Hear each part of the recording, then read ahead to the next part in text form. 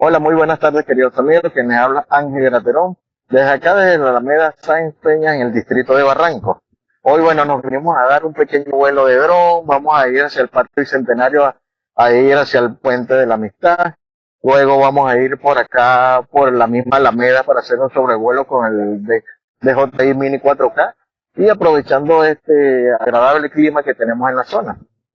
Bueno, no sin antes decirles que los invito a que se suscriban a mi canal Ángel Graterón 76 y me sigan en todas las redes, tanto en YouTube, tanto en TikTok y en Instagram. Bueno, señores, feliz tarde, se les quiere. Seguimos en contacto.